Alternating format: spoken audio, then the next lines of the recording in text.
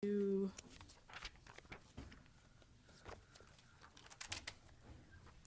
now we begin the rest of the meeting, which is really the Planning Commission.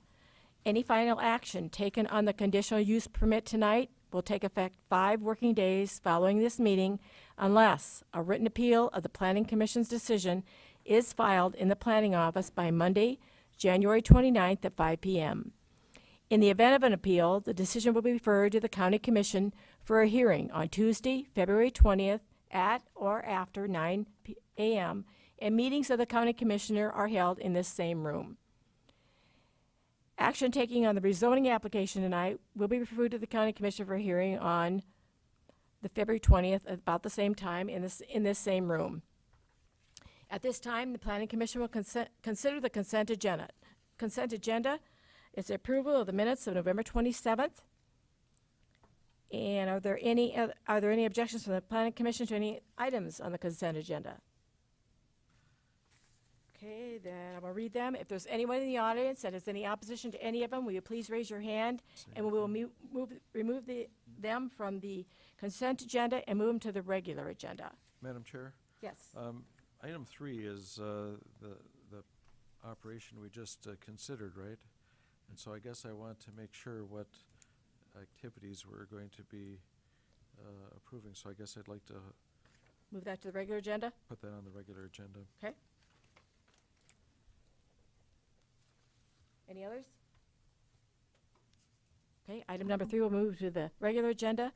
Item number 4 is a conditional use permit 18-02, and that is to amend a previous conditional use permit to allow an additional building and site plan adjustments. The petitioner is Joshua and Amanda Nelson.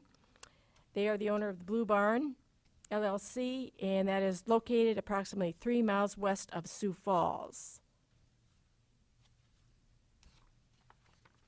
Okay, item number 5, another conditional use permit, 18-03, to transfer 1 building eligibility. The petitioner is Dean Hammer, property owner is Edwin Powers, and that is approximately 3 miles north of Sioux Falls.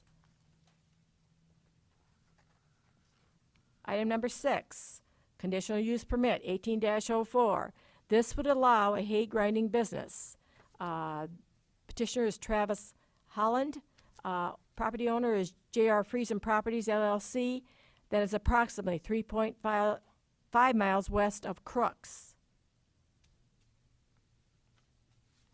Item number 7, conditional use permit 18-05 would make 1 building eligibility available. The petitioner is Brian Moore. He is also the property owner. And the location is 5.5 miles southwest of Garrettson. Madam Chair, a question on that one. Are we transferring an eligibility or creating an eligibility? 7. Scott? There's one that's there. It has to be made available through the Planning Commission. Okay. It's probably landlocked, or there's some reason, but Okay. there's one there. We're not creating one. Okay. I was just You worried okay with that that? we were creating one. Thank you. Okay. Item number 8, conditional use permit 18-06.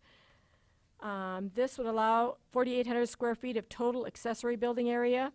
Petitioner is John Morris. He's also the property owner, approximately a half mile east of Hartford.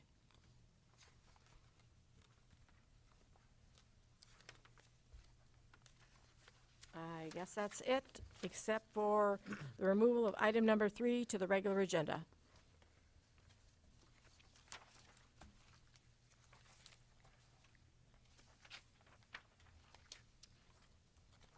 Any motion to approve?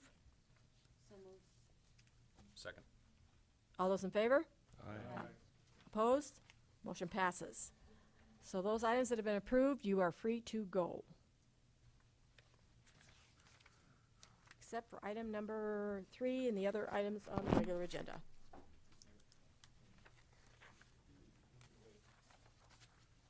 That would be 3, 9, and 10, right? Correct. Did we approve the consent agenda, or did we just approve the? Okay, it's all approved. Okay.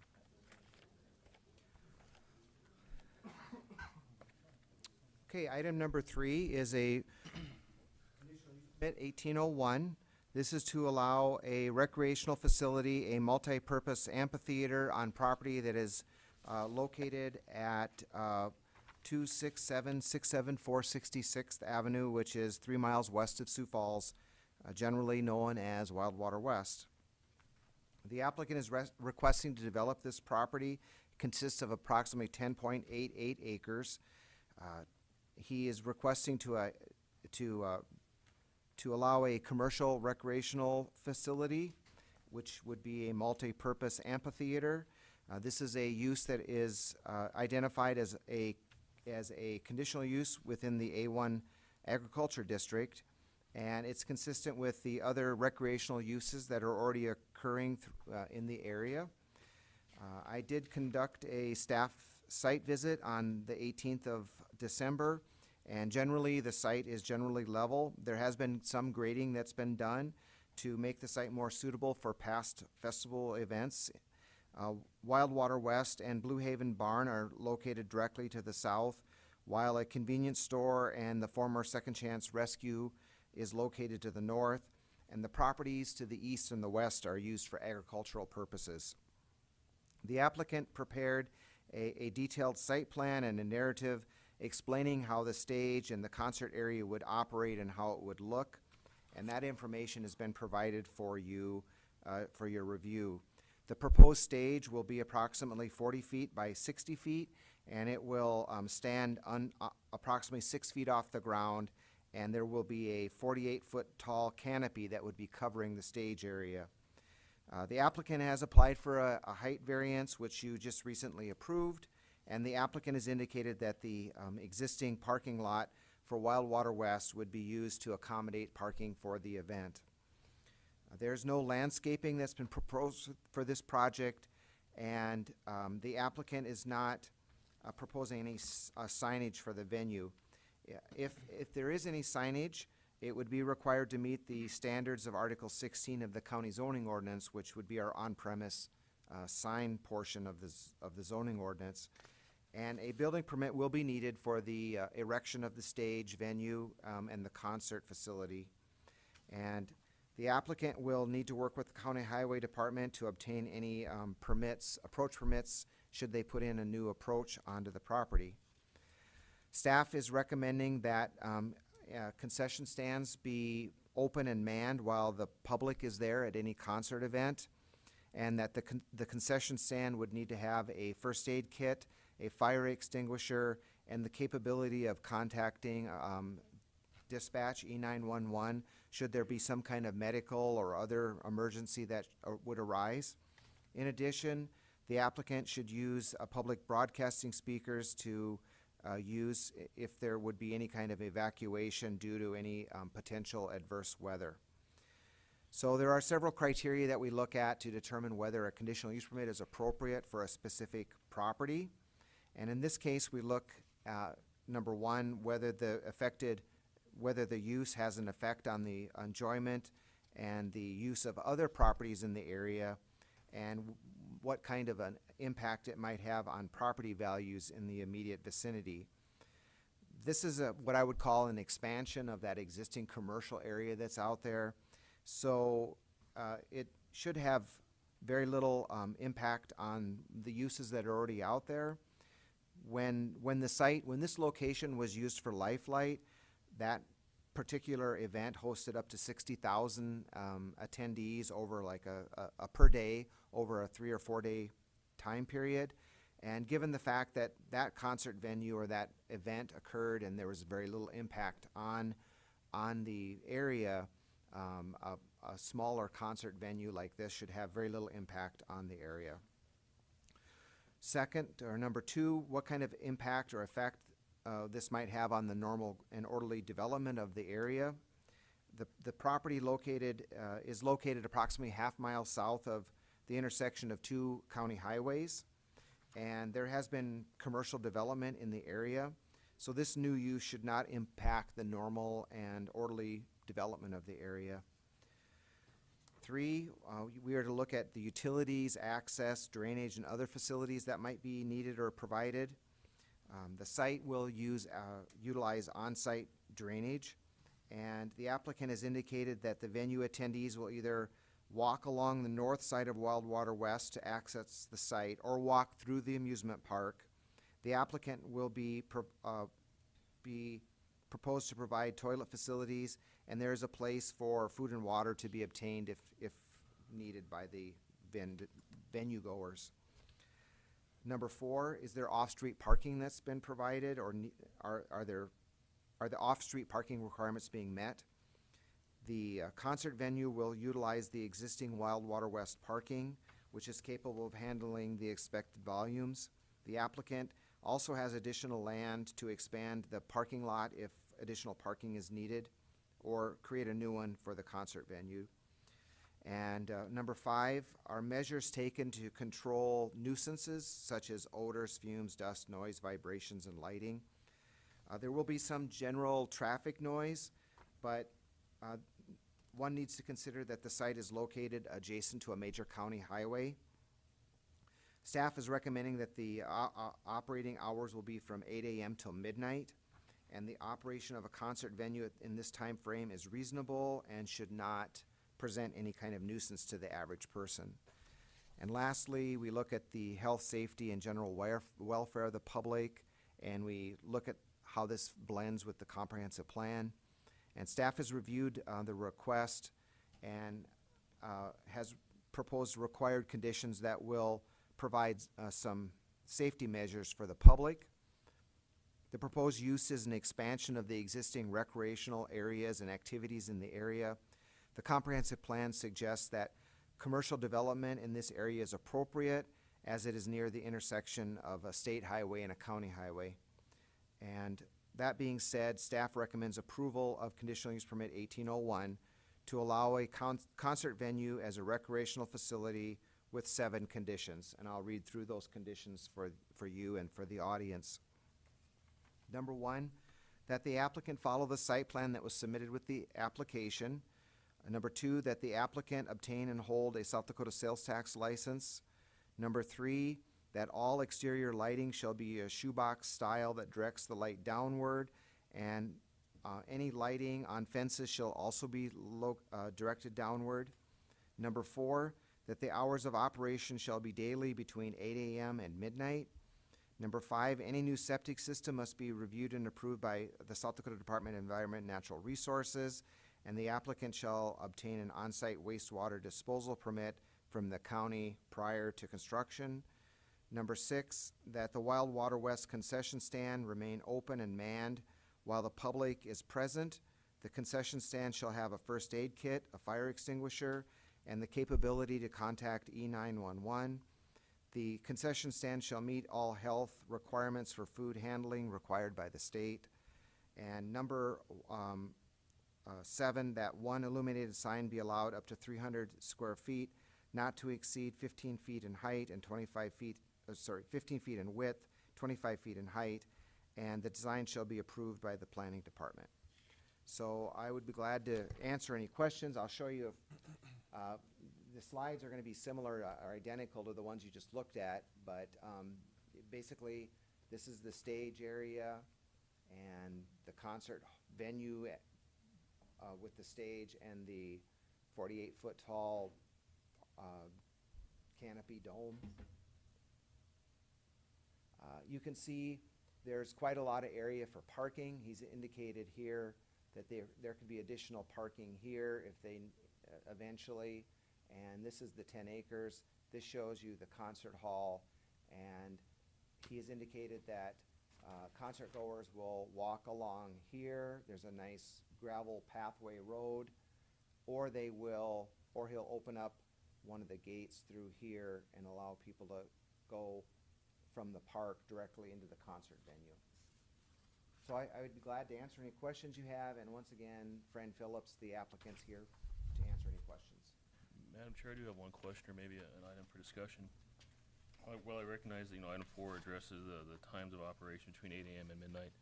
One thing maybe for discussion would be like when we talk about a mine, the decibel rating of noise to the nearest home. I don't know if that's something that should be taken into consideration, if that's something that's kind of part of that. I just see some residents on the east side there that might be affected by that, but just wanted to bring that up for discussion, that maybe that'd be something that we could look at amending or adding to this. You certainly can add any conditions that you want about noise levels. I don't have any suggested decibel readings that you could use. So I'm not sure what you would want to put in there, but My only proposal, my thought, and obviously this is for discussion again, but maybe mirror that back to the mining, that, my thought at least is that mining is set in place that if you shut your doors, shut your windows, you can reasonably enjoy your home. But again, that's just an assumption, so. Madam Chair, Go ahead. I kind of agree with what Mike has said there, in the sense that, we had Huset's racetrack all these years, and I could hear it at 57th and Bonson in Sioux Falls when the wind was right. And, then it became under new ownership, and they had more than one race a week. And, I think they're doing 3 and 4, and I think that caused some disruption for the neighbors, the change of schedule, the change of operations. And, I do wonder, how many events are we talking about, what the decibel level might be, and, is Tuesday night at midnight, is that different than Saturday night at midnight, potentially? And maybe the applicant is got some thoughts there, but at the same time, what if it were to change hands and, Badlands Pond were to buy it and decide to crank it up? Aerosmith shrieking away at 11:45 might be disruptive to some of us. I think Scott had a. Good thing. Go ahead, Scott. So really the only, I quickly was thinking about how we monitor noise, and one of the things that we monitor noise for is mining. You may recall there's that decibel noise reading, and I will tell you the way that reads in the zoning ordinance. It says that this is for noise. It says the noise level produced from rock, sand, and gravel operations should not exceed an average of 55 decibel recorded over a 10-minute period measured at the nearest residence to the extraction operation. So I suppose you could, put something in like that, but whatever decibel level you would like to put in, we could craft that condition sort of the same way that we craft it for mining.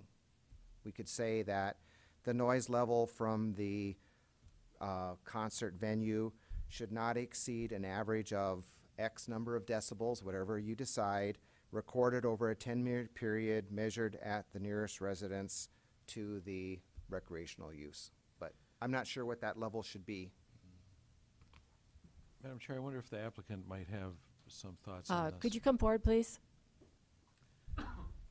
Francis Phillips again. We have addressed that issue. We hosted Lifelight for those 5 years, 7 years ago. And I actually have friends that live right on the east side of 17. And if you notice where the back, when we had Lifelight, they had 3 concert stages in that particular north field, right off of 17 and then going further west all the way back.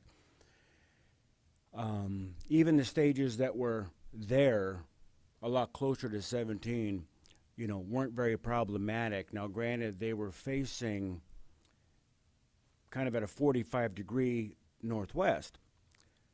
So in so doing, there's 2 attractive things for us. Number one, we want to be good neighbors because we rely on our local area. There's a lot of season passers that are right in our area, of course, so we have been good neighbors for lots of years. So that's why this particular Quonset that we purchased, that arch design and the way we have it set, you realize it comes all the way down. So it's going to block a lot of that east noise, number one. So most of your noise is going to be radiated basically north, a little bit northeast. If you look at how we have it set, it's quite a ways off of 17. And as you know, there's nothing to the north. In that old building that was up there, that animal shelter, that's but we own that building too. So then the only other building next to it would be the gas station. Then you got to go quite a ways to the north. Going to the east, the first person you're going to see going to the west is the dump, and going to the south, there's nothing there. You go through all of our property, and the next thing is that new wedding reception area. So there's so most of the noise that we have, we have it kind of situated there for a purpose, off the road quite a bit. And I think a majority of that sound, now granted, I don't think we're going to host Van Halen anytime soon to have those kinds of issues. We have done concerts in the past from time to time, and noise has never been an issue, and I don't even think it was an issue when Lifelight was out there myself. So anyway, Commissioner, we have addressed those two issues, and I think we might have them solved, or at least they've been addressed on our half. Madam Chair? Yeah. I really appreciate that, and the thing is that, we've, like with that Huset situation, we had no way to call them in and ask them to change because they were grandfathered in to do whatever the heck they wanted out there. Well, we're certainly happy to moderate, anything we do, because this is an area that primarily the function of this is going to be for the corporate groups that come out and have picnics. They're the ones that want to be able to have smaller bands come out and things for their larger groups. Citibank, hospitals, those are the kind of people that want to do these kind of things pretty much during the day as well. Well, and if I may, I know that during Lifelight, the sheriff wasn't happy with the parking on the highway, where people were impinging on the lane of traffic, Right. Because they were parked on both sides. And Right. if things get escalated there, what can we, will you work with us? Oh, listen, absolutely. I think I've worked with planning department, you guys, I've been out there for almost 30 years now. So I'm happy to, if we have an event, I will let Scott know that we're planning to have an event. And if there's feedback from that event, I'm happy to, to do whatever that is necessary. Absolutely. Well, I favor, your project. I think it sounds like a pretty good plan. I just don't want it to turn into 300,000 people and, Well, if it turns into 300,000 people, we're going to close the water park and get into the concert business real fast. I kind of doubt that, but... Any other questions? Madam Becky? Chairman, can I just say one thing of comparing this to Huset's? If you recall, Huset's does not have a conditional use permit, so that's all grandfathered in. This would be operating under a conditional use permit, and there are provisions in there for us to recall that should there be problems. So we would go through a process to recall it. Yeah, that's true. There's the difference between Huset's and this, one of the differences. So to clarify, Scott, if I may, Madam Chair, is we could always ask the applicant to come back in if it started to become an issue, concerts too much, neighbors being concerned. Or if there's an Every health issue. Tuesday night, a concert till midnight. Madam Chair, just a point of order. Being as we are recording this, Scott should come to the microphone and speak so that it gets on the show. Sometimes, by the way, overhead lights make us look bald. Anything further? I had a couple of questions. I was wondering, how many parking spaces are there currently? Well, we have several parking areas. All right, if you look on the upper right-hand area, kind of, and you're moving east, right, where it says parking right there, there's 250 spaces right there to the northeast in that area right there, okay? And then as you move west, there's another 200 spaces before you get to that concert area. So you're looking at 500 some spaces. Plus, you've got, if you look due east in front of the water park here, You've got all of that space running from that white building right there that you see in the bottom corner, all the way going south. You know, there's another 1,000 spaces there, and then there's another 500 spaces to the south running out to the west. So our parking is horseshoed around the entire facility. Thank you. I have a question. I'm well aware of the parking is out there, but when you have a concert, will somebody be monitoring some of the parking that's going on there so that there won't be something on the highway which would be a safety issue? Well, all during our operation hours now, Okay. we have 3 parking attendants that we have roaming through all day long. First of all, watching for parking, for security, Okay. for drinking, because we have an on-site malt beverage license, so there's no drinking anywhere other than inside of our chain link fence. So, of course, we would monitor it always. Any other questions? Mike, were you satisfied with what they were talking about? Especially, considering that, my concern obviously was with the neighbors, and knowing that we can call them back, if that does become an issue, that I'm more than satisfied, absolutely. Thank you. I'm sorry. Madam Chair, I have one other question. I'm sorry, sir. Where would you envision restroom facilities to be on that, or are they going to use the restrooms within Wildwater West? And I Well- know Lifelight had camping, and is that something you envision as part of this as well? Question number 1, parking. That would depend on the size of the concert. It's gonna be, per event. So we could, do porta potties, we could get trailers. At the moment, there won't be a permanent restroom facility, but we will, depending on the size of the venue that we expect, a lot of them are gonna be very small events.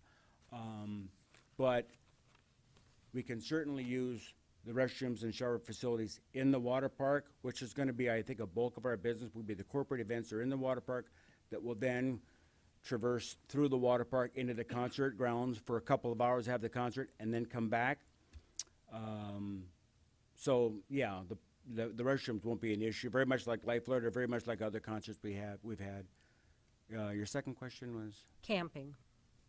No, won't be any camping in the north, no, no overnight. Thank you. Sorry you had to come back up.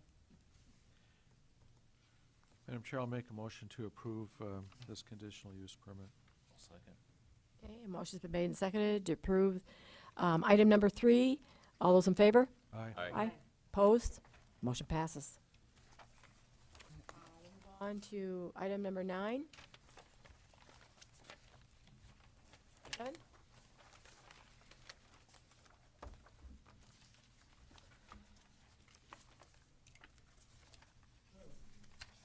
Kevin Hookman, County Planning Department. I'm bringing to you item number 9, which is rezoning number 1801. And this is to rezone a property legally described and mapped similar to that in the Benton Township, currently unplatted. The rezoning is to rezone from A1 Agricultural Zoning District to the Planned Development District of Hope Harbor Planned Development. The petitioner is Hope Harbor. The site is located approximately a half-mile southwest of Crooks. The proposed rezoning area would take up approximately 13.2 acres of the southeast quarter of the quarter section there. The Hope Harbor Planned Development District, and then on the northwest corner of Highway 130 and 469th Avenue, as shown on the map. In this location, it would be noted that it is in the joint platting jurisdiction of the city of Crooks, so the petitioner will have to, once this does get platted off, will have to be approved by both the county and the city of Crooks for a platting area. The petitioner has submitted detailed narratives of their proposed use, and the planned development's primary use will be for group homes. The narrative also includes site plans and a general overview. The overview includes that this project will be a group home for teen boys, which will stay at the residences for approximately 12 months at a time for behavior and other types of counseling reasons that they would be staying there voluntarily. The group homes will be taking place in single-family dwellings on the site. The narrative of the site plan show, I'll just bring up the site plan, show that there will be dwellings on the site up to 3. The zoning district notes that 3 dwellings will be the maximum number allowed on the zoning district. The dwellings will be constructed for housing the boys, and the site plan also shows that each dwelling will have a separate accessory building as well. And the accessory building will be used for school activities such as vocational type training and schools. The planned development also includes that these accessory buildings may include what's called an accessory dwelling unit, and that would include a potential for, say, a small apartment-sized house that would be used for temporary quarters of family or staff that may need to stay on site for a night or two.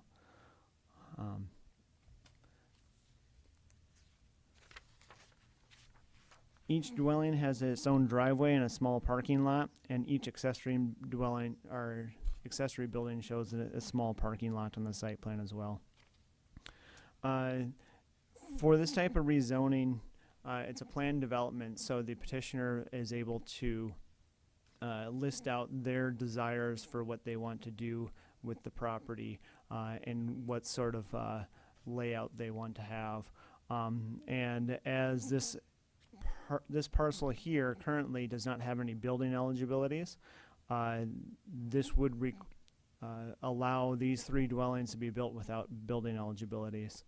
The planned development also would allow the group home to be allowed by right, so once it's rezoned, they would just be able to build and occupy the space as a group home as it is.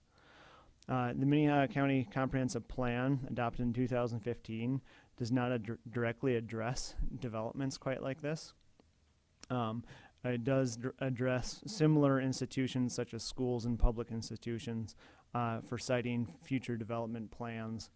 And as such, this is a similar group home type organization used for institutional use. Let's see.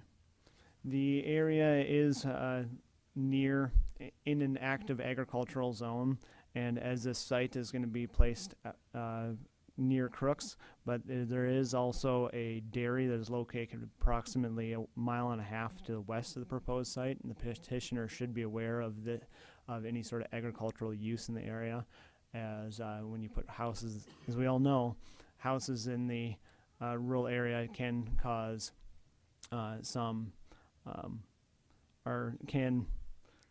have issues with the potential odors and traffic of tractors in the area. The county comprehensive plan does frequently address rural housing density, and as I noted, there isn't any building eligibilities left for this property or will not be used for this property. Typically, staff has not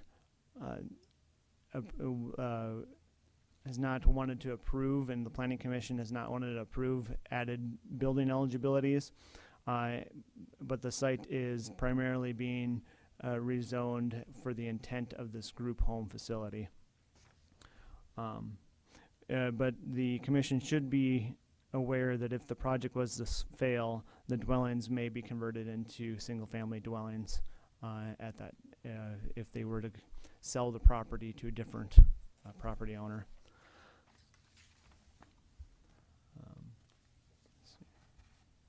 The petitioner has noted in conversation that the searching for this rural area for this group home has been primary for them to allow outdoor activities and space for accessory structures for vocational type training. The developing of the group home within the city would not allow for this desired effect, and that's the reason for the proposal to be put out in the rural area. Rezoning proposals generally meet the policies and objectives of the comprehensive plan, and the county has supported similar type plan developments of mixed institutional, agricultural, and dwelling uses. Most of you are probably familiar with McCrossen's Boys Ranch, and that is a planned development with that mix of uses to allow multiple dwellings in one property and such. I'm not going to get into too many specifics about their organization and how they're planning their group home. I suppose the petitioner will kind of help with that.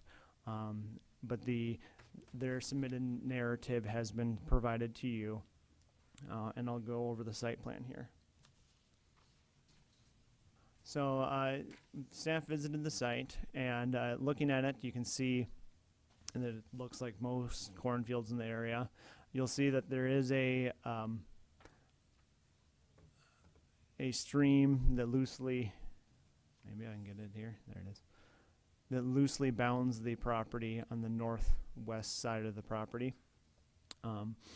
And it is fairly hilly because as that stream creates a valley in the property. The petitioner has the site plan shows that the access would be off of the township road for Benton Township. So they would have to get access through the approval from the township for those access points. Look up the road. This is an existing driveway for our field approach, which may be converted into an approach for the site plan. This is looking across the highway to the neighbor to the east, and you can see the shelter belt there across from the field. This is looking kind of the southeast of the property. You can see it slants down into the valley.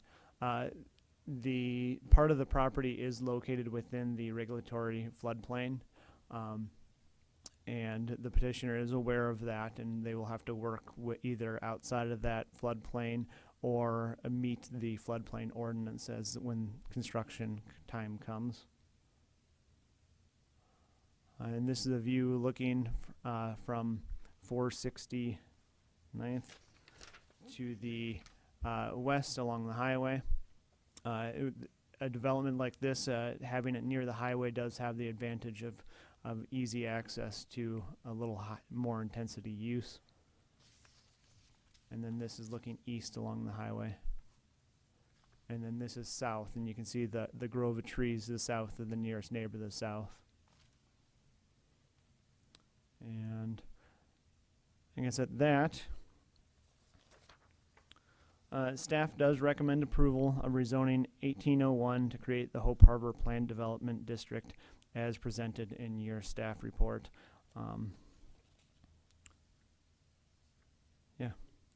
Is there any questions?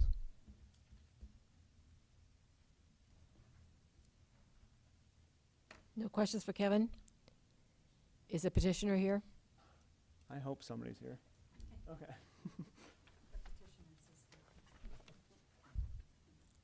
Could you please state your name and your address? My name is Cheryl Moe. I live at 704 North Agate Avenue in Brandon, South Dakota, 57005. Any questions from the commission? Jeff? I always have a couple, I'm sorry. You know, normally we make people have a building eligibility to build a home out in the county. And in a sense, we're creating some building eligibilities here. And obviously, if the project were to fail, they would exist, and so would those outbuildings, which, you know, which then, you know, could also be made into dwellings or something. Do you feel like you're likely to succeed in this project? I believe so. Can I, first of all, I would like to say that I'm here on behalf of my sister, Cindy McKittrick, who's executive director, and then Claudia Stenson, who's the Hope Harbor expansion team coordinator, and they were unable to be here due to weather. Oh, yeah. So I'm here. I'm on the expansion team. I've been part of the expansion team for probably a year now. So I may not be able to adequately answer all of your questions, but I do have Dan here, who's can you come up, Dan? And he might be able to answer some of the questions that you have about the eligibilities. Well, I guess if I may, and this is a little bit in the weeds, but, you know, what responsibility, keep coming, what responsibility would the public schools there, Tri-Valley, have with making this, you know, would they need to help instruction with the residents there? No, would you like me to explain a little bit about how, okay. So Hope Harbor is an interdenominational Christian ministry, and their ministry is full of God's hope, forgiveness, and grace, with a loving staff that's committed to restoring young lives through biblical, Christ-centered healing. So Hope Harbor has been operating a home for teen girls in Marshall, Minnesota, since 2005. And in October 2017, they opened another home in Winona, Minnesota for girls. Hope Harbor in Marshall has served over 70 teen girls, their families, and then many of these are coming from the Sioux Falls and surrounding areas. And the home that we're talking about here would house up to 9 boys, and they'd be ages 12 to 17. As far as the program, so Hope Harbor serves teen boys between the ages of 12 and 17, and it's a Christ-centered, biblically based residential setting. And so they hire their own counselor, teacher, and staff. And for this particular home, they would be looking at hiring male staff, male site director. And so the way the program works, the families are the ones that place these teens served rather than court-ordered or social services placed. So these are teens whose families are seeking help because their son has an unmet need that may have resulted from a trauma such as an adoption, a divorce, being bullied, death, school failure, rejection, sexual abuse, etc. The parents are seeking help as a preventative measure. Families are an integral part of the program, participating in their own counseling, family counseling, and parenting classes. And so this is all done on site, you know, at the residential home. So a thorough screening process it occurs before placement, and the teens with a repeated history of any violence or sexual deviant behavior will not be accepted into the program. So the screening process includes a telephone interview followed by an application in which school records, counseling records, and past history are reviewed. Upon completion and review of the application, an interview is completed that includes the Hope Harbor leadership team, parents, and the child. If everyone agrees that the placement is appropriate, the child will be placed at Hope Harbor.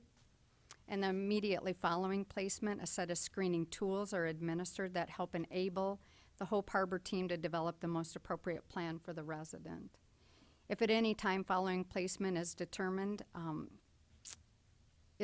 by the team that they're unable to meet the mental health or the needs of the resident, or the teen or family are not complying with the program requirements, or the behaviors of the teen are potentially harmful to himself, staff, or other residents, the teen will be removed from the program. So I don't know if that helps answer some of your questions as far as what the program is. It does help. Okay.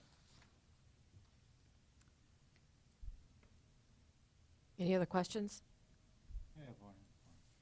So they aren't referred to you by any agency or No. whatsoever? No. They seek you out? Yes. Madam Chair, Becky? I would just say I'm familiar with your program in Marshall Okay. and hear positive things about that program. So I'm assuming that this program would run as well as the program in Marshall does. Yes.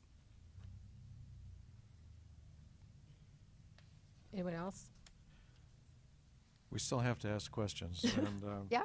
you know, obviously, this is going to be in a rural area, and you need to recognize, and we ask all rural residents who aren't in the agricultural business to recognize that agriculture is an industry, and there's going to be, you know, noises and smells and activities under the moon going on in the process of planting and harvesting and fertilizing, etc. And you know, I would hate to have you here complaining about your neighbor's new barn in 6 months Sure. because it is an agricultural area still, although it's clearly transitioning into more of our metropolitan area.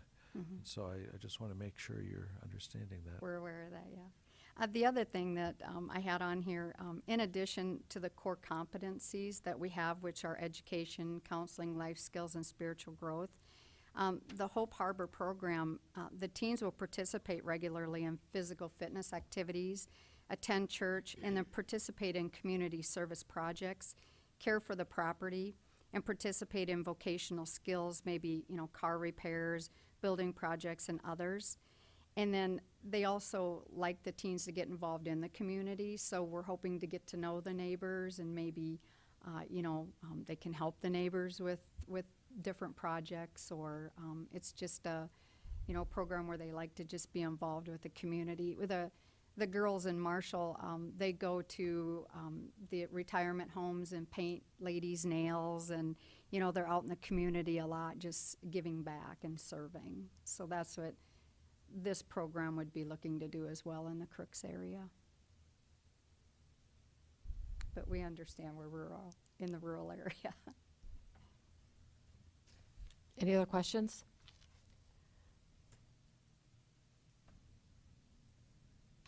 Sir, would you like this picture that you put out here? Is this what? Yes, what you said, Mr. Barth, is that there's no eligibilities there, and you're creating more eligibilities. I think when you hear this and it's kind of hitting you for the first time, you're thinking of an institution, and it's not. It is 3 residential homes there, because we don't want to have these boys come into an institutional setting. We want them to, you know, be in a home setting and create as much of that home bodiness as we can. Jay Wallstra is also on our board, and Jay said these are the kind of kids, he said, that don't give us any trouble in school. He said they're giving their parents trouble at home. So what we're trying to do is keep these kids from escalating into more of an aggressive nature or something like that, so that we don't get to that stage where they would need to go to McCrosson's or something else like that. So anyway, it would be 3 residential homes. And of course, with any business, you have to have an exit strategy. We don't intend to fail. This program is, or this group has been working on this for, I think it's 8 years or maybe 9 years.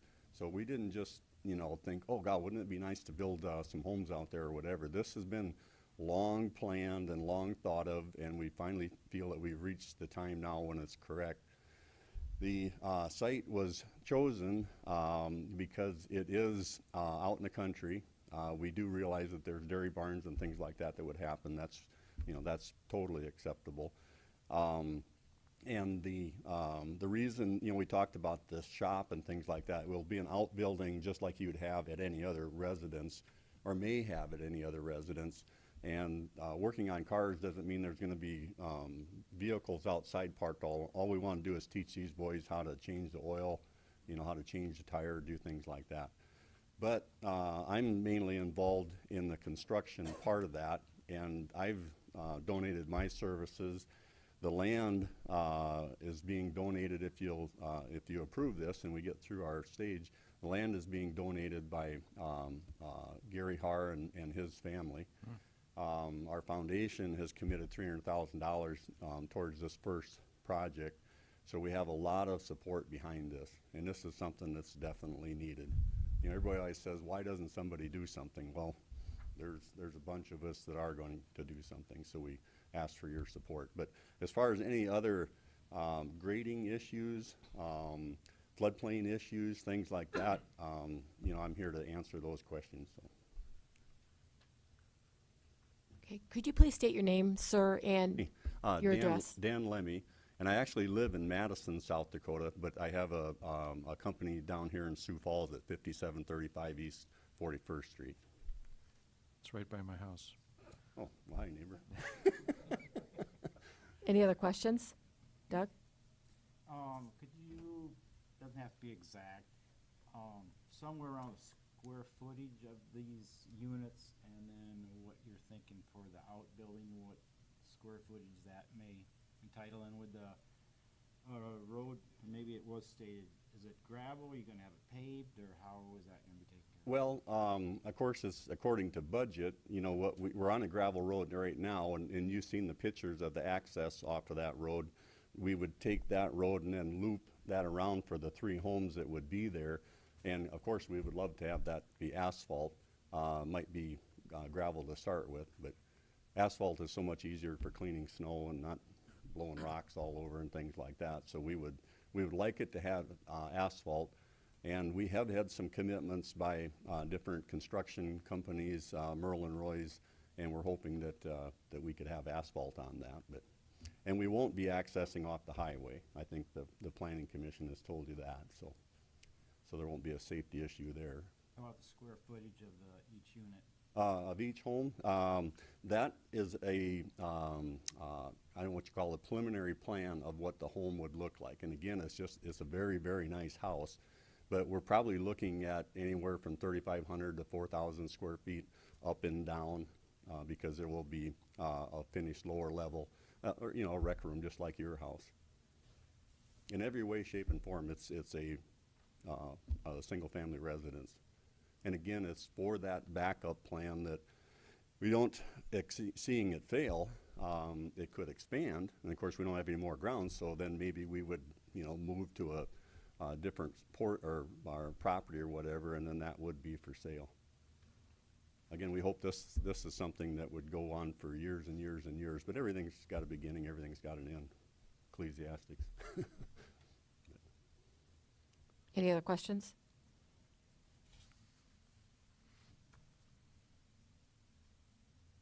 Okay.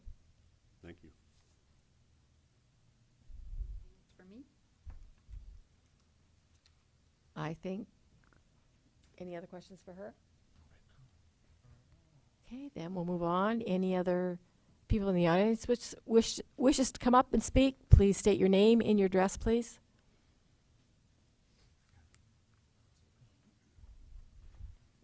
So my name is Kurt Huskin, and I live at 1437 West Waterstone Drive here in Sioux Falls. And so I've got 3 boys, and they all turned out good, and probably likely due to my wife. But I also have some friends, and they've done everything right, and for whatever reason, the kids are just giving them some problems, and they don't know where to go. And I've been at Hope Harbor and Marshall. I've seen several other organizations like this with very high success rate, and I think anything we can do to facilitate these parents and help these kids would be a good thing. I'm here in support of it because I plan to donate not only financially to this, but also with my time. I hope to spend time with the boys out there. If that means changing tires, I'll change tires. But I also have an agricultural background, and so that might be some gardens or some planting or who knows what. I'll donate my services, however. But the big thing is just link up with these boys and yeah, get them on a good path. So I'm just in support of this project. Thank you. Anyone else? My name's Tony Lemire. I live in Sioux Falls, South Dakota. And I'm just presenting or talking to you on behalf of a parent. I had a daughter who went through the program in Marshall, Minnesota, 2 years ago, and my wife and I have been married for over 25 years. We have 3 other children, and I can see the need for this because my oldest is a boy, and then I have 3 other girls, but just through the work I've done in the past, I'm former law enforcement, worked with juveniles, I've done counseling in different areas, and there's just a strong demand. And the only place for boys right now is several hundred miles away, or actually states away. And but the success of this program with my daughter went from being kind of lost with the family and separating herself from the rest of us. And due to, wasn't a violent nature or anything like that, but a lot of different internet things that happened to her. And she needed that healing. We weren't sure how to do that as parents. We did our best, and we presented to Hope Harbor. They accepted us, and we went through the program as well with our daughter. Parents were involved. We went there every week for counseling, just to get to know how to help our daughter. And right now, my daughter, you asked about the schooling before, Mr. Barth. They have Hope Light Academy, which is accredited for all high schools. And she went from being behind about a year to graduating ahead of time with honors, and got several scholarships for Augustana University, where she's on the dean's list.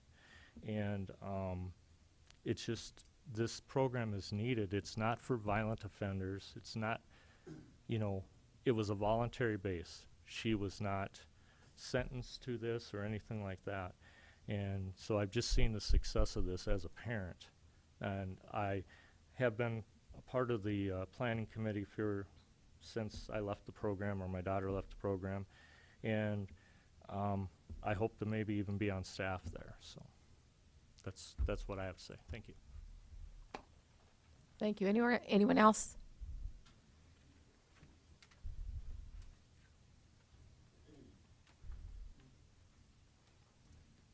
My name is Janine Dieters, and we just live a little ways from there.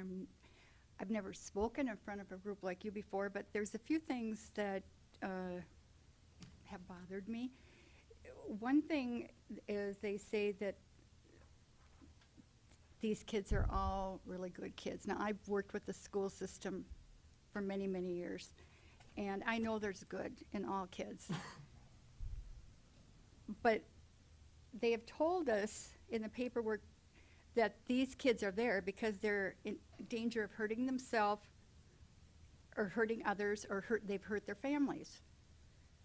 Well,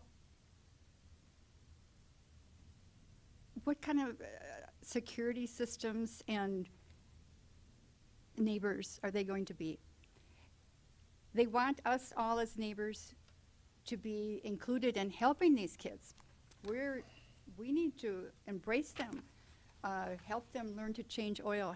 They've already asked neighbors, they can come over and groom your horses. Won't that be wonderful? They can come over and maybe help you with your garden. We don't have time for that.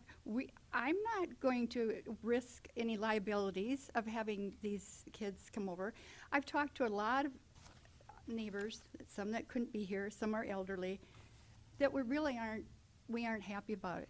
We think there's other places that they can be served very well, and not our quiet, peaceful little agriculture area that we've all worked for so long to keep it this way.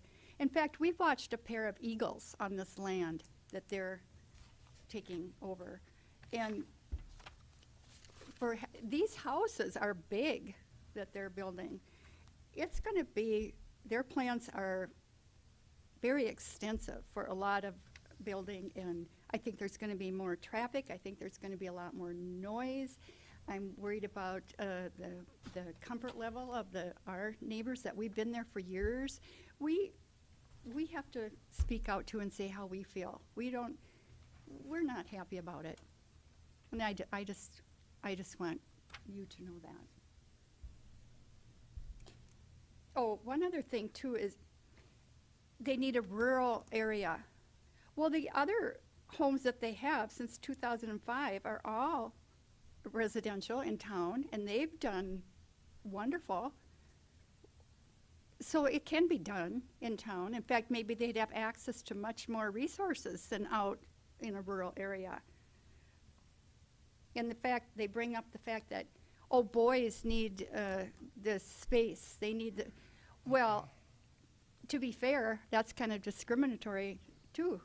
Really, if this was a fact, they're kind of discriminating against all these girls' homes that they're doing well. They're in residential areas.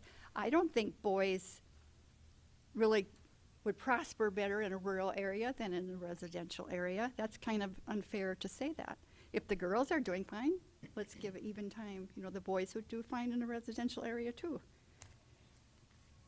And a lot, they mentioned they're in there a year, but at their other meeting, they have a lot of repeats. They have no phones, no computers, a lot of rules, a lot of prayer, which I'm all for. Then they send them back out to reality. Well, there is a lot of repeats because they've had all these things taken away from them, and then they're put back into society, and they're not really, I've heard stories, and it's just my own opinion too, that it is hard to put them back and expect them to excel when they've had all this taken away and then we're put back out there. I think I'll let someone else have a chance now. Madam Chair? Becky? Could we pull up the map so we could see where her home is located, please?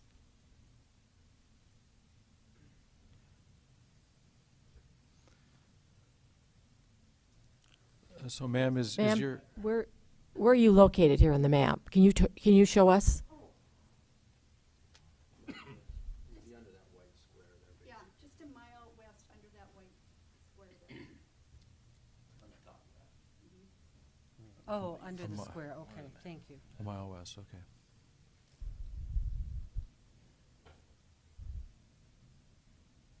Anybody else in the audience care to come forward? Madam Chair, we should differentiate between proponents and opponents. Pardon me? We should differentiate between proponents and opponents. Okay, are you, I'm a proponent, and I have children home that have school tomorrow, so I need to go. So my name is Heather McCauley, and I live at 1508 West 71st Street in Sioux Falls. I have a daughter that is currently at Hope Harbor in Marshall. I am 100% in favor of a home in Sioux Falls for boys. I would love for there to be a home in Sioux Falls for girls too, but 2 hours is much better than 10, and that's the closest boys' home away from here. I could talk forever, and I'm not going to, but just the one thing that I want to address from the one gal that spoke was the taking everything away and having all these rules and then throwing the children back into the real world. There is an extensive transition period. There are phases that the children go through as they're able to, as they progress through the program. And as my daughter is right now, she's just starting this transition phase where we work together to reintroduce social media. We work together to reintroduce friends. We work together to reintroduce school and different social and family and peer situations. So they're not just thrown back into the, into the hornet's nest, into the world they came from. And both the parents and the children are much more equipped to tackle any challenges that occur. So as far as that concern goes, I can't stress enough how Hope Harbor does prepare these kids for for meeting those challenges that without Hope Harbor, they're having to try to navigate on their own, and their parents aren't equipped to help them through that. So that's all I want to say, but you know, as you can see, there is a huge need in this area.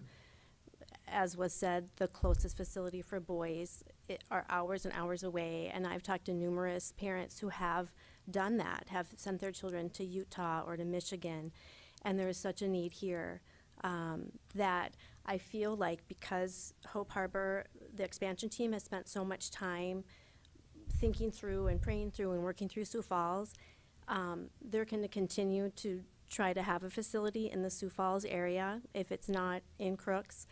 But if it's not in the Crooks area, how many children are going to miss their window of opportunity? How many families are going to not have the support of Hope Harbor for the next year or two while we found the next location? This area is wonderful. You've got the land, you've got the building support, you've got, you know, people that are ready to come and help and come alongside it. But if we need to try to find another area now, families are going to suffer, and families in this area are going to suffer. So, thank you. Any more proponents?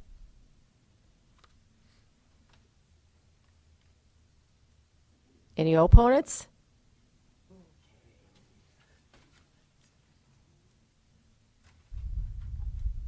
Thank you, Commission, for letting me speak here. I'm Tom Winterstein, a neighbor to the south.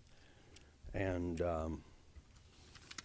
my PowerPoint presentation here is going to be a little unorganized, but I think that nobody's arguing that there's a need for that. I mean, nobody's saying that that's not necessary for that facility. As a matter of fact, we have a nephew that we lost about 4 years ago that started going down that path and did not make it out of it. So I don't think anybody in the neighborhood is saying it's not necessary. But as anything, location is the question. And as a commission, your responsibilities, you know, that comprehensive plan or whatever, is what you're trying to guidance over. And so I think we kind of need to think about when we start changing things a little bit, where will it go to? And of course, the closer you are to the urban center, the more difficulty you people are going to have containing things and making sure that it follows pattern. You get out another 20, 30, 40 miles, even within the county, less pressure, that less resistance to it, and less changes that are going to happen over time. So I think it's, you know, once again, I don't want to repeat that, you know, we're not saying we're against the concept. The question is location, and is this the best location for it? So that's kind of the primary thing.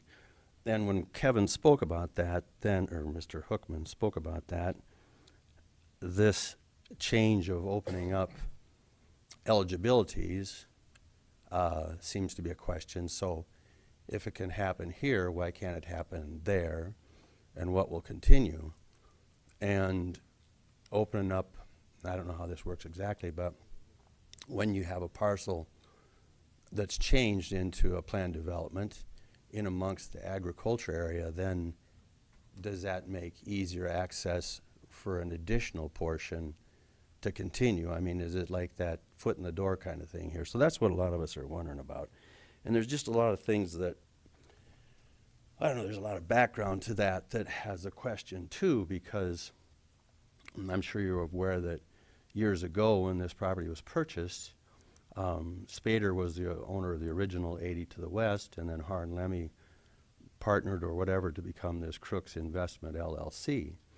And an early proposal was to draw a street from the blacktop on the south to the blacktop on the west with 75 to 100 houses, and that failed.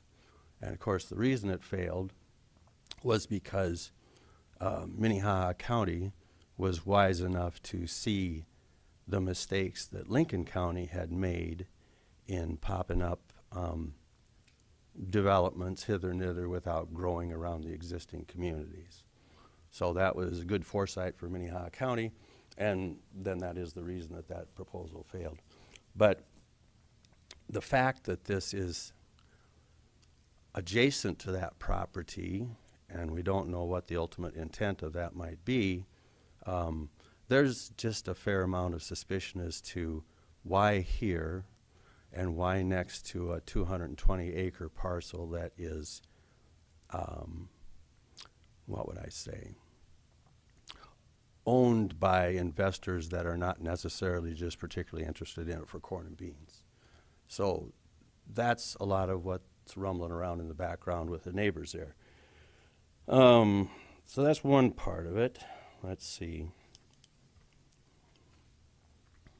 Yeah, and then I think that was briefly addressed. If it would fail, then you've got these 3 houses out there. Well, you know, have we changed now where you can get eligibilities via going this route? So it just is, yeah, hopefully it would be, I mean, I'm sure they're hopeful that it would continue to function well and not terminate, but you don't know what can happen on that. And if it does open a door for expanding those planned development areas in that area, then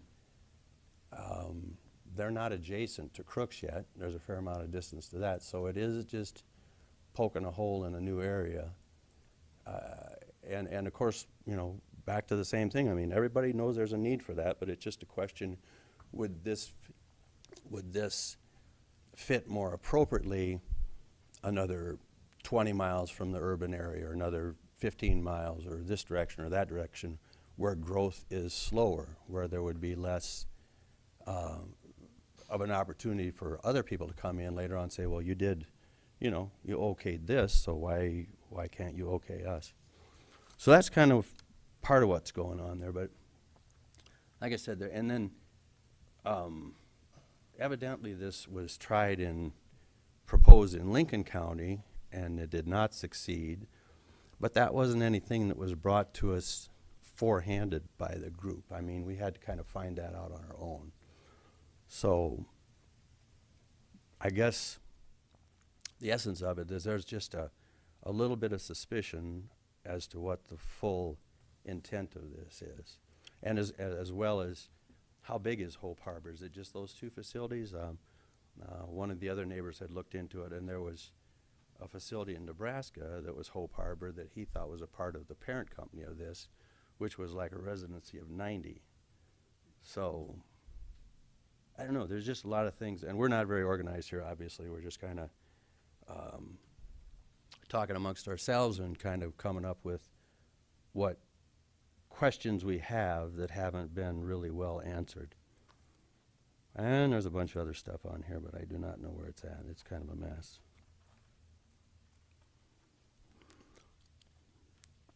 So yeah, the comprehensive plan, that was one of it. And then of course there's some details, smaller details probably, but just logistical speaking. So, you know, if you've got 3 facilities out there, 9, 9, 20, 27, ends up 30 students, and it fails for some reason or whatever, or some other entity takes it over and decides they're not going to school on site, and then they become students of Tri-Valley School District. I don't know if the school district has even been notified of this, actually. I think you said that they hadn't had notice of it. But so, you know, that's another thing that was kind of moving forward over the Christmas holidays here without some real good examination, I think. And, you know, that is something that if those became students at Tri-Valley and this fell under a nonprofit, then of course there'd be no tax revenue there, right? No property tax, I think. So, you know, things that just haven't been cleared up yet. And of course, you know, this is separate, but it is an agriculture area. There is a dairy nearby, and we we rented that dairy, and they do spread manure on our place, and we're right to the south there. So it gets a little whiffy now and then. There's no doubt about that. And this isn't by any means anything that would qualify as an ag facility. Yeah, they might grow some garden, they might grow some trees, but that's a long ways probably from, you know, any way of putting it under the agricultural umbrella, I think. So those were some of the things that we had jotted down here. And I think the bigger thing or the bigger question which will be really hard to find an answer to or know, is this the beginning of something else for this 220 acres, or is it the beginning of something that others can point to and say, well, it was okay here, why isn't it okay there, that you'll have to deal with later? And we just think, once again, I think we feel that definitely needed. I mean, I've seen plenty of that with, well, our nephew as well as others. But just, is this the best location for it? If they're looking for rural, you can go out a ways and still have all those amenities or whatever. And, like she said, the other ones are urban, are in town. So that is part of what we were thinking about amongst ourselves. Now, we're not certainly organized at all here. We just have kind of been chatting a bit, and we didn't present anything together formally with point A, point B and stuff. So we just kind of, what we're thinking about are those issues right now. You know, the petitioner come back up and maybe address some of your issues? Could do See that. if they could answer any of your questions that you might have had? Yeah, if some of them are answerable. Okay, Some of them are probably Ask not. a question before he goes. okay, sure, Jeff.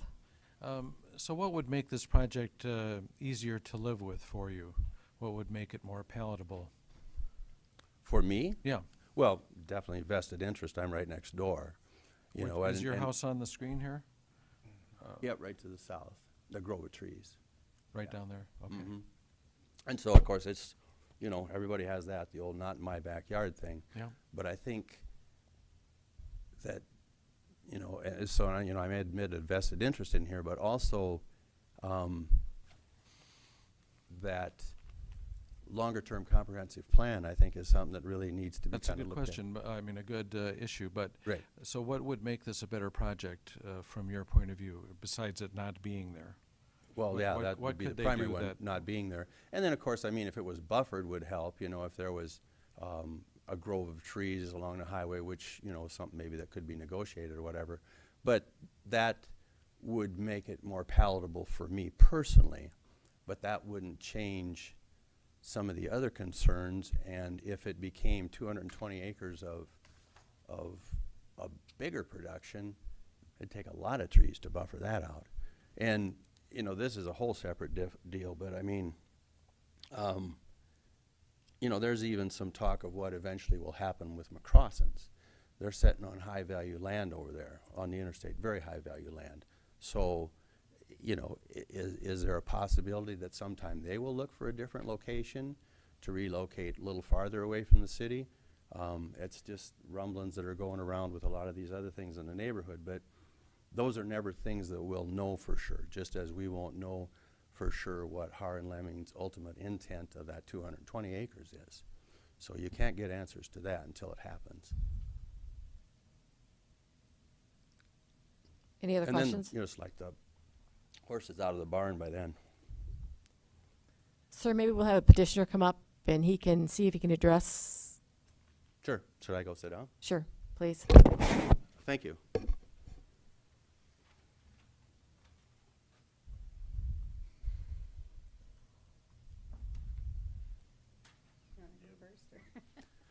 I tried to write down the questions that the neighbors would have, and we're here to answer those questions. But anyway, as far as the development, originally Dwayne Spader owned that land, and he had a drawing that he'd brought in of a housing district. Dwayne wanted to sell that. We looked at it and thought that's not too bad of an idea because we're developers. So what we did is we bought that land from Dwayne, and then we went to the city of Crooks, not Minnehaha County, but we went to the city of Crooks to have that, see what the possibility of annexing that property would be, and they said that they had no interest in that. So what we did at that time, Har and Lemmy Development bought that land and owned it. We turned around and sold that to Jack Har. Jack said, well, he said, because we were going to sell it, we got turned down, there was no interest from Crooks to develop, or for having us develop, so we moved on. So Jack bought that land, and now that land belongs to the Har Family Trust. And that's where the connection there is, as far as how that 10 acres became available. They said, yeah, we donate that. So right now, that belongs to the Har Family Trust. It's a farm. and who knows what it'll be down the road. You know, that's, you know, you can say right now there are no plans and there aren't, but 50 years from now, that's gonna be different. But anyway, we do not own the land, that's the Har Family Trust. And then, talking about the location, is that, you know, at the last one, when we were down in Lincoln County, they said, well, there's a spot out by Pine Ridge or something like that, you know, and it's like, you know, we can't be too far out. The reason to locate in the country is to have, I guess, you know, just have not so many attraction or distractions as the city. But we can't be too far out either, because we've got Sioux Falls Christian, we've got several churches that have said we want to be a part of helping these kids, but they're not going to travel very far. So what we want to do is be outside in the country, but not too far from the city. So that's another reason why we think this is a perfect location for this. And staff as well.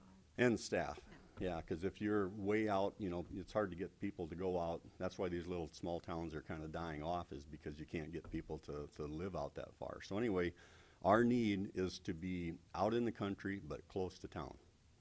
And then, yes, Lincoln County, when we went down there to do that, the neighborhood became very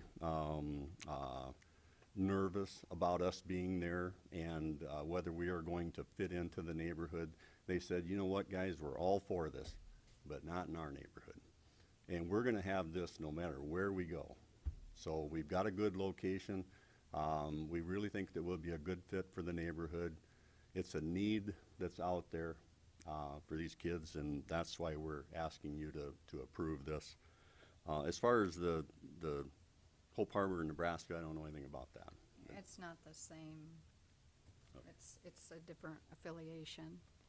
And then as far as the residential program, it includes on-site Christian counseling, and it's a school, in-house school that meet graduation requirements and spiritual growth. So he mentioned Tri-Valley School, and have we contacted them? There's really no need to, because I don't, what's the program, Tony?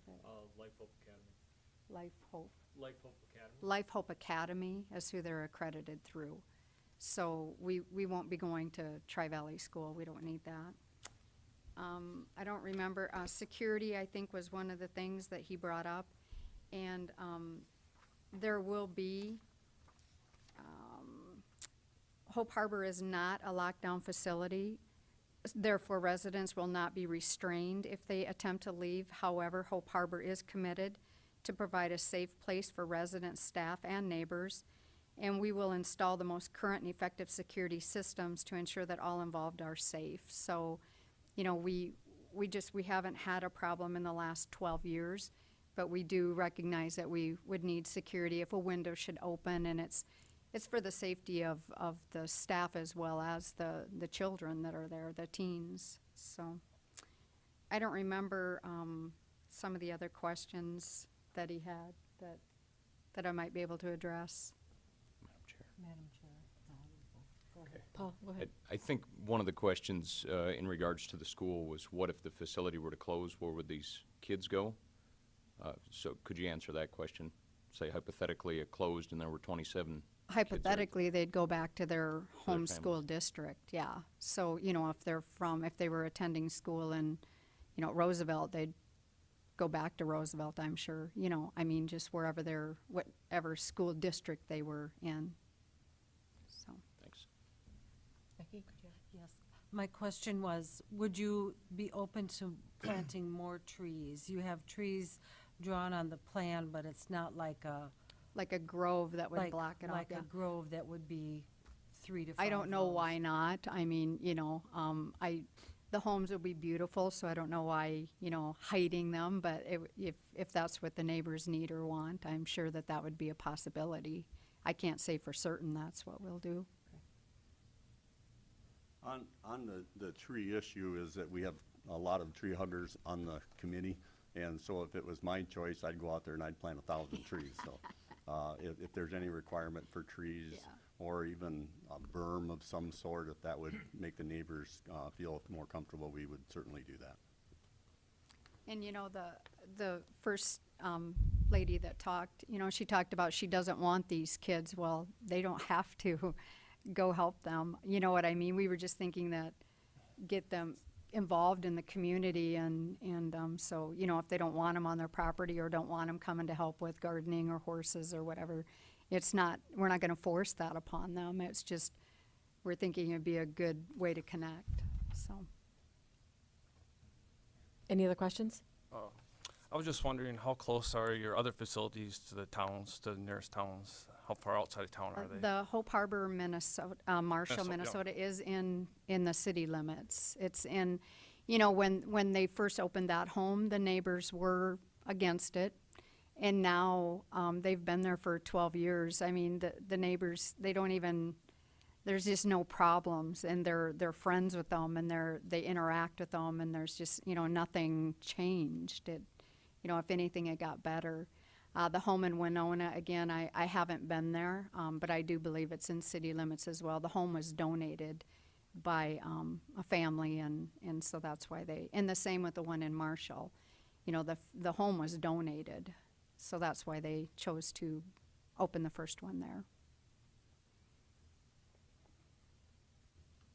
Any other questions?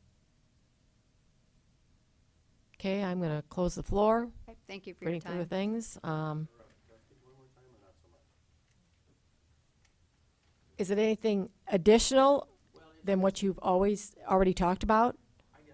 Have to come to the microphone. Come to the mic, please.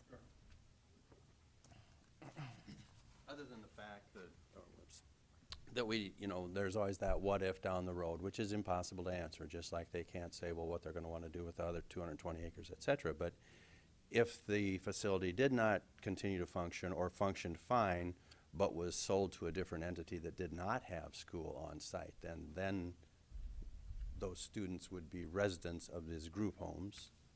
And then I suppose they would be the responsibility of Tri-Valley if they did not have education at the facilities. So there's just a lot of these what-ifs that I think you as a commission have to kind of think about, because, like I said, once you start making some changes in the plan of what's ag and what's not ag, you'll have to address it with additional groups eventually. So that's all I wanted to say. Thank you. Thanks. Are you an opponent? Yes. Okay. Troy Kretschmeyer, I live just a mile north of this. I guess I'm just kind of wondering why we're putting so many juvenile facilities on the north side of town. We already have them at crossings. I own property over at the Renner Crooks exit, and we've had, you know, people leave McCrossins, or boys leave McCrossins in the middle of the night, steal vehicles and stuff like that. They all want to talk about their success rates of the kids and whatnot, and I would agree with Tom, there's probably a need for this. But there's also going to be failures of these kids that they're going to leave. And when they leave, they're going to need something to drive. And they're going to go whichever direction's closest to whichever direction they need to go. I guess that's my concern. Like I said, there's probably a need for it, just like he said, not in our backyard. So I guess that's all I got. Okay, I'll take one more. Sir? Are you an opponent as well? Yes. Okay. Could we have the map back up? My name is Aaron Shavy. I live at 46806 Prairie View Street, which is approximately a mile northwest. And I guess my question would be, knowing the agriculture land that is there's no rural sewer that goes through that area. And I think Minnehaha's got an ordinance saying so many to land, and you're going to add 3 more septic tanks to that area. The second thing is, they talked about Dwayne Spader owning that land previously, which he did. We had formed community covenants. There's 4 houses up in that area that we've kept going with the state of Pier that nobody's addressed, that said only single-family dwellings on that. I don't know where that stands, but am we doing something that we shouldn't be doing? Is that covenants waived, means our family bought it, or is that something that we should be looking at too before we get too far? That's all I had.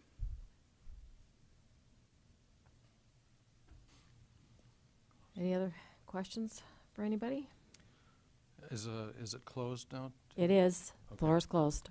I think, if I might, that septic system is an issue that needs to be addressed. It's not in our conditions, is it? Anywhere? Septic system? Adequate, under 2.3, 2A3, adequate sanitary sewer. Okay. That sounds good. What is the date that they would have to, opponents would have to appeal by in order to bring it to the full commission? This will automatically go to the commission for hearing. Okay, so this is going to be heard by the commission. And what would be the date of that hearing? Is that the 29th? So, That's in February, it would be. the question is when will this go forward? So as a rezoning, this project will have to be heard again in front of the county board of commissioners. That hearing date will be set Tuesday, February 20th, at or after 9 a.m. So we'll be doing this all again on February 20th. Yep, and that'll be in front of the county board, and they will make the final decision. So if that'll be, you will make a recommendation, so you'll recommend approval or you'll recommend a denial, and then it'll go in front of the county board and they make the final decision. So they can either take your recommendation and approve it or deny it in either direction. So whether it doesn't matter. Yeah, you just make a recommendation. They make the final decision. Any other discussion? Mike? Madam Chair, one item. Just kind of listening to the discussion this evening and hearing both sides, obviously there's some strong feelings both sides for this particular program. But seeing on the board here, I think about it in a different manner too, that if we're being presented the same development by a developer, how we might look at that. If we looked at that not necessarily from the emotional standpoint of how we can help these children, I understand that's a key component of this development, but simply looking at it from a land use perspective, which is one of the things I think we're charged with, how we might look at that if it was a developer coming to us tonight asking for 3 eligibilities essentially. So I'm not saying yes or no right now, I'm just a few thoughts. Any other comments from commissioners? I have a question. So the planned development that came in north of Renner, that did not have eligibilities, or was that not a planned development? Let's see, you're talking about the riding Question? arena. Riding arena With with the- the homes all around the riding arena. There was, my recollection, there was 80 acres there, and there was an existing homestead, and I think there were 2 additional building eligibilities, and that plan development was approved for 18 home sites.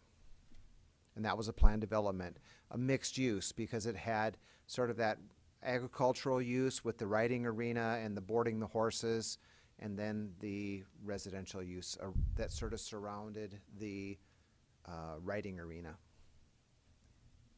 Scott, can I ask you a question too? I mean, I understand the need, but are we setting a precedent here by doing something like this, by allowing this Well, I think, particular land use? I think the answer to that is every action you take ultimately is setting a little bit of a precedent. I mean, every conditional use permit you approve is one that can be looked at a later date by someone else that says, you approved a conditional use permit for a kennel or a daycare across from the street from me, so it would be hard to say no to someone if it was right across the street, given the similar circumstances. But I think it's also important to realize that every rezoning request is treated uniquely as a singular item. It's not that you look at, a quota across the county of what you can or cannot do, but you look at the request, and is it an appropriate land use for that site? And that's something that you have to make a decision on, a recommendation, and then ultimately it goes to the county commission. We'll have another hearing, and the elected officials will consider your recommendation in making their final decision. Thank you. Any other questions or discussion? Scott, I have another question. What was Mr. Shavy talking about there with his subdivision having an issue with the state that's been ongoing? I think he was discussing the covenants. Oh. At one time, Dwayne Spader owned all of this land, and he moved the building eligibilities over a mile to the west and created that subdivision. And I believe it's the covenants of that subdivision. Right. I would have to look at how this is described.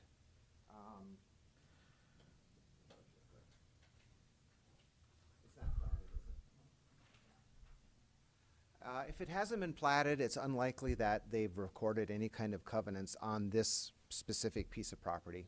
Okay, well, let me just say, we don't, as a county, we don't enforce covenants. That's between you and your neighbors. I would also say, obviously this is going to come to the county commission. I think that, if you don't want things to change, then something's going to have to change. Change happens. None of this is, and you've heard me say this before, none of this is zoned museum. Something's going to happen. If it were someone wishing to build a church, what would we do? If it was someone wishing to build a gas station, what would we do? Each situation is a little different. Recognizing that this is going to be appealed, I look forward to hearing from you, my fellow commissioners, but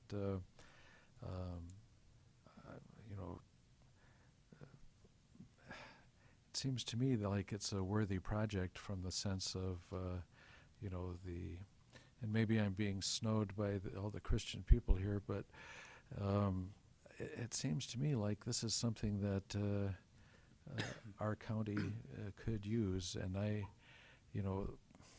understand the concerns of the neighbors, but the neighbors have to be careful what they wish for, because something else will come, and it may not be as nice as this. Okay, anyone else? Becky, did you have a comment? I just have a question. If this ends up ultimately being approved, do they come back again with a more detailed site plan? I should know, but I don't remember. In this situation, oftentimes there's a final development plan that would be brought back to the Planning Commission, and that's not written in this way. You could add that as in the sub-area requirements. If you look at the information that Kevin Hookman put together, there's the recommendation, and then there's the Hope Harbor Plan Development District, and there's some criteria that would guide that plan development. So you could add a number 7 that said a final development plan shall be reviewed and approved by the Planning Commission. You certainly could add that at this point. If you wanted to add, there was some discussion, and I wanted to talk about that, some discussion about landscaping. I would put that under 6C, where you could say a landscaping plan consisting of a minimum of 3 rows of trees along the south border be, approved, be reviewed and approved by the planning director prior to a building permit being issued, something like that. If you wanted to require a landscaping plan, I would put it under 6C. Thank you. Any other comments? Madam Chair. Paul? I'd just like to mention that I got contacted by a couple of folks in support of this, and I think one of the main things that I'm looking at with this is the people that have had experience with the program are the ones in support, and that was the same as the contacts that I received. They knew somebody directly that had been through the program and were supporters, and I guess when I look at this and this parcel, there's always a different spot in everything pretty much that we look at. Where should the water tower go? Somewhere else. So from that standpoint, this parcel and the fact this doesn't obligate us to approve another 200-acre development next to it in the future, it's kind of a unique use. I think, from my own personal opinion, from everything I've heard, and again, primarily from the people that have experienced this program, this would probably be a pretty great outfit to have here. And I guess from my own personal standpoint, If 5 years from now my son was 12 and I found our family in a spot, God forbid, that we needed some help like this, I'd sure be glad this was here. So personally, I think this could be a good fit for the area. Do I have a recommendation from the committee or from the commission? I would recommend approval. I'll second that motion. Okay, a motion is made and seconded to approve the rezoning from A1 agricultural to the Planned Development District. All those in favor? Aye. I have, Pardon me. I would like to make an amendment to what has been proposed, and I would like to add a section 6C, that there would be 3 rows of trees planted along the south portion of the property. And the usual wordage that we have, that the trees shall be, you know, maintained and dead ones replaced.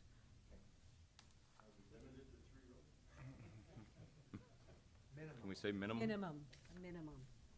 Sorry. That's a friendly amendment, right, Paul? Absolutely. So I guess that's the plan. Okay.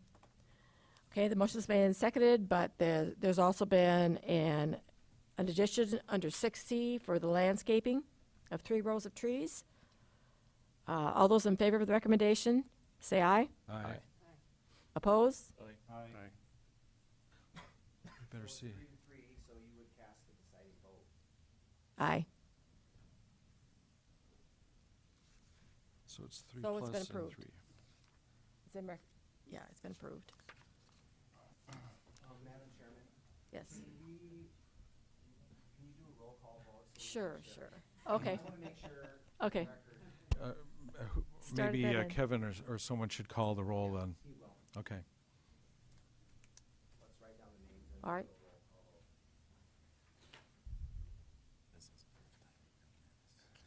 Okay. Roll call, a vote for affirmative of approval of the motion. Becky Randall, Yes. Adam Morehauser, Nay. Doug Odie, Nay. Mike Ralston, Nay. Paul Kosbooth, Yes. Jeff Barth, Aye. Bonnie Duffy. Yes.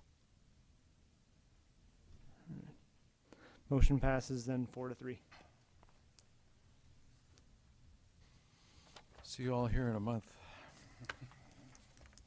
We'll move on to item number 10. Item number Scott? 10, we received an email from the applicant. He's requested it be continued for 1 month.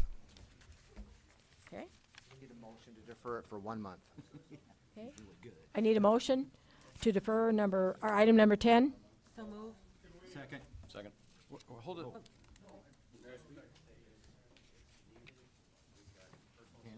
item 10?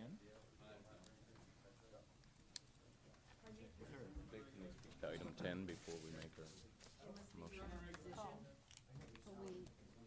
We have to Just being deferred, they'd have to come back next month. come back.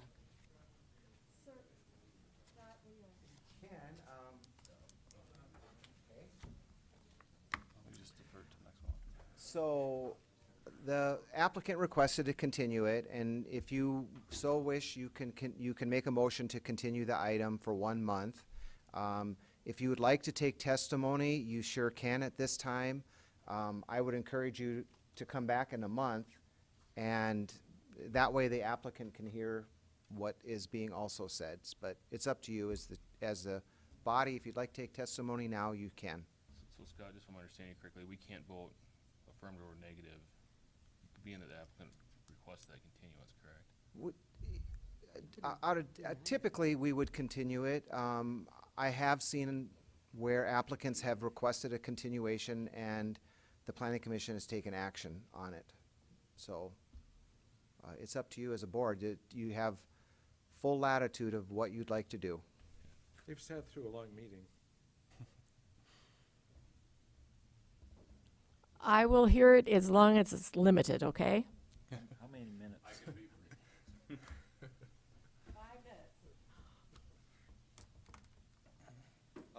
Jeff Olson, Sioux Falls, 4104 South Cathy Avenue. Our petitioner had submitted a request for a defer, and unfortunately complicated, but the reason we continue to move forward with this was based on his recommendation that the ordinance, which is very explicit in regards to ownership of both parcels for the transfer of the eligibility, which we do not qualify, and we understand that, but our petitioner had indicated and gave us counsel that that could be disputed and changed. My main reason in talking with the commission tonight is that I am representing the applicant, which has financial investment based off of the counsel that we received from our petitioner. He elected not to come this evening, so wanted to just briefly speak our concerns, because stated here with the agenda that was sent from the commission, we don't have a leg to stand on. But on the other hand, based off of what our petitioner was going to bring forward, it's put us in a little bit of a financial bind because of what my client has invested up to this point, and based off of how the initial ordinance was stated, we'd have never went this far. So looking more for some recommendations, some help. Obviously, if this is not the time to put forward our request, so be it, but we're here. We know that the defer was requested, and looking for some recommendations from the council. Hopefully that makes sense. Any comments from the commissioners? I'm glad to comment. Okay. I'm go not a ahead. commissioner. Go ahead, Scott. I think the ordinance is very clear. The properties have to be in the same name in order to do a building eligibility transfer. These parcels are not in the same name. It's as black and white as that. So they need to remedy that by, like, we occasionally we will do this, probably 4 or 5 building eligibilities a year. They will purchase a piece of property from the neighbor, plat it, a 1 acre parcel. We assign the building eligibility to that parcel, then it's transferred, and then they vacate the plat. I mean, there is a method that you can go through to get a building eligibility transferred. They just have to go through that. I'm a little bit apprehensive about providing a lot of detail, or I mean a lot of advice, because they are being represented by legal counsel, and their legal counsel asked to have it continued. So I brought his request forward to you. And I have no idea what he may be planning as their legal counsel or advising them. I can only tell you that we did get an email from Sam Assam, their legal counsel, asking to have it continued for a month. So. Any other comments? I would just concur with what Scott said, that we've seen some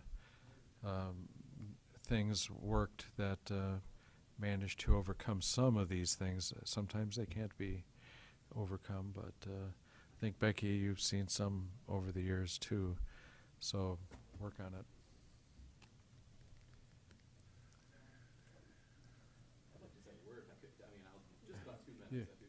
Let's Sure, get up just to the approach the microphone. podium, please. I know item 9 was really long, so I don't want to take too much time from you, but I'm Jeremy Schoenfeld, live in Harrisburg, South Dakota right now, 609 Hickory Lane.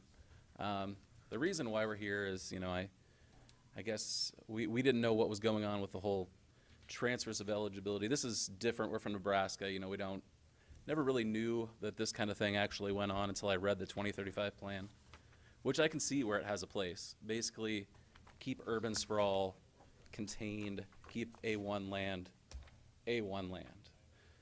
What we want to do is build a house on a section of land which I don't know if you can really see it in here, but if I can approach, I can give you this. It's just a little bit closer printout. See it on the screen in Yeah, front it's of on us. the That's right- screen in right front there of in us, front pretty of good us, Pretty size. big here. It is. Okay. So right on the corner of the left top hand, or the right top hand side of the way you're looking there, is where an old farmstead used to be, just right there where the cursor is. That's an old farmstead there. The house was torn down. I'm guessing the eligibility was used just to the north of that, and the red, where the red curves in there. We're transferring, or we would like to transfer an eligibility from the neighbors. Which it's the big neighbor? field to the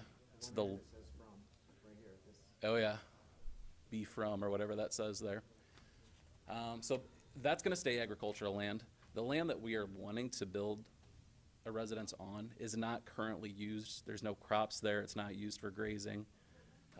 We wouldn't change any of the current land. There's some crops in there now. There's to the north and the south. There's corn planted there last year, pasture in the middle of both. We wouldn't change any of that.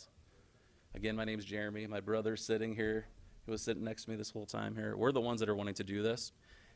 It seems kind of strange to have to jump through hoops to do this, to me, I guess, when we could just transfer it, because there's no way we're gonna not own this land if we get the eligibility. It's in our contract. It's in what we've drawn up with our lawyer. So I don't understand, so we'd need to buy something else to have something else bought to transfer, where if we could just transfer this straight, we're not gonna reduce any agricultural land. And if anything, we're gonna keep more agricultural land, because somebody's not gonna build on the other side of the road there and take up some of the current agricultural land. So I don't know if that makes sense. It's just the way I see it. I know it's maybe not to the letter of the law. We thought a conveyance on the property meant that we needed to have contracts written up that we were gonna own both the eligibility and the current land that's on there. Evidently, the lawyers got together, the minds that be, and that is not what a conveyance is. A conveyance is literally owning the deed to one and the deed to the other, which currently we don't own the deed to either one. But in the end result, we're gonna own the deed to both. And that's in our contract. It's just not gonna happen. We're not gonna buy an eligibility and not have the land. We're not gonna have the land and not the eligibility. It's just a concurrence of the two. So I don't know if that makes sense. I know it's certainly not the letter, as was stated earlier, that you need to have the deed of both parcels. But it's certainly intent of the 2035 plan is what we're trying to do. So that's all I really have to say. Question for Scott. Good. Sure. Chair, and he's gonna maybe answer already.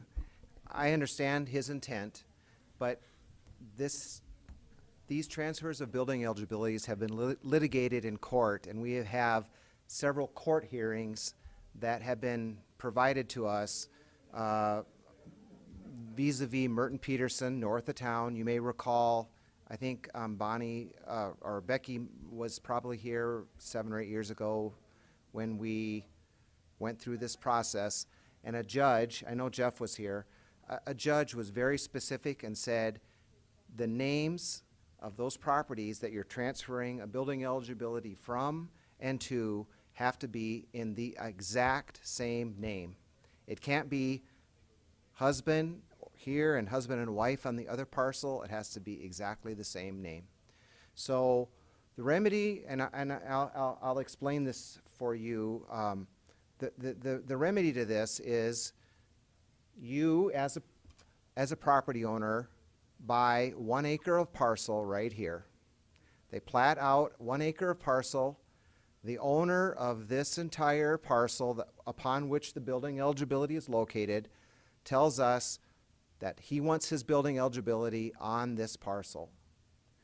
You buy that parcel, then you will, and that is going to be in the exact same name as this parcel.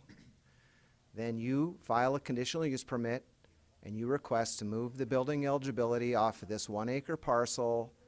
You slide it over here, and then typically what people do is they sell this back to the original property owner and they vacate this plat. They quit claim it back. I mean, they Quit just claim it or give it to me. vacate it or whatever.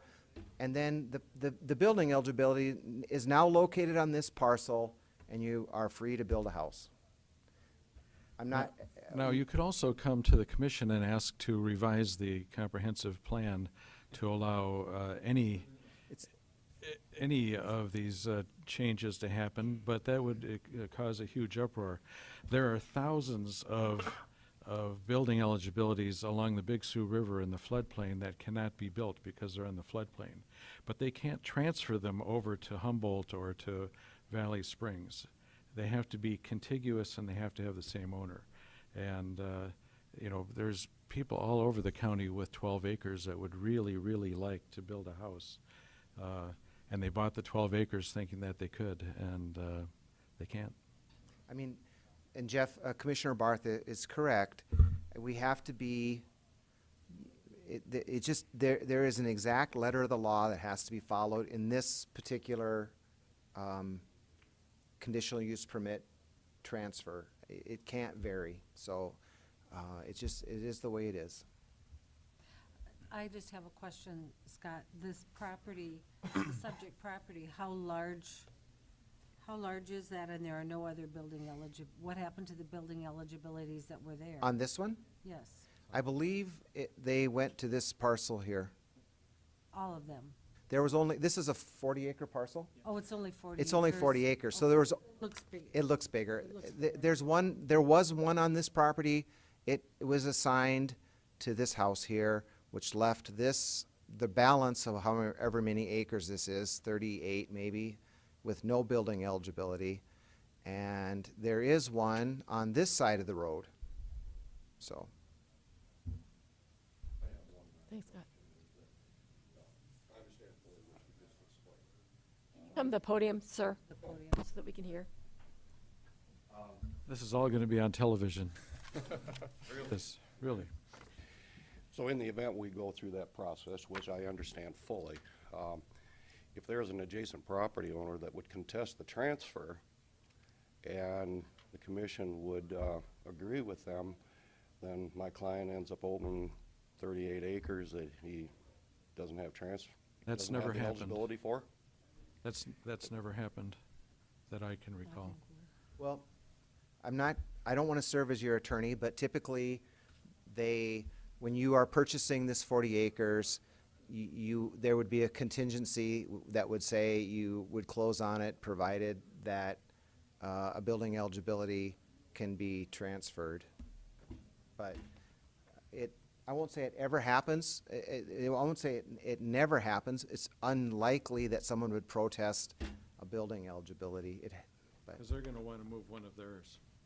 Scott, if I may. Just to make sure I'm clear, because I haven't been through it, because when I read through this, it really seemed like the chicken or egg thing to me, because I saw in the purchase agreement that it was contingent on the building eligibility transfer and all of those things.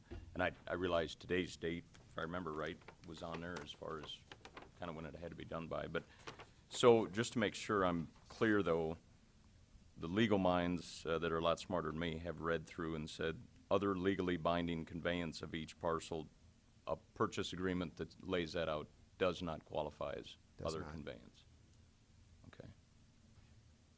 In essence, that's kind of the assumption that we were originally under from legal counsel, was that with binding, legal binding contract or the purchase of the 38 acres, and then the contract with the the transfer of the eligibility, we felt that that was going to qualify, and that's what our legal counsel had originally told us we could pursue and get to this point. But I did not find this information out that he decided to defer till 4 o'clock this afternoon. So that's why we were present. That's why we're asking the questions. It was very short and sweet and no time to prepare. But that exact thing, the way it sounds, is really what's been litigated in the past. And I mean, there's already case law that answers my question if I were to read case law for a hobby. We don't That's correct. There's court decisions that have clearly said the properties have to be titled in the same name, exactly the same name. Thank you. Okay. Okay, I guess we'll move on. Do we have to? I move to, Defer? Defer, thank you. Defer for 1 month. I'll second. Okay, motion's been made and seconded to defer item number 10, conditional use 1807. All those in favor? Aye. Oppose? Motion passes.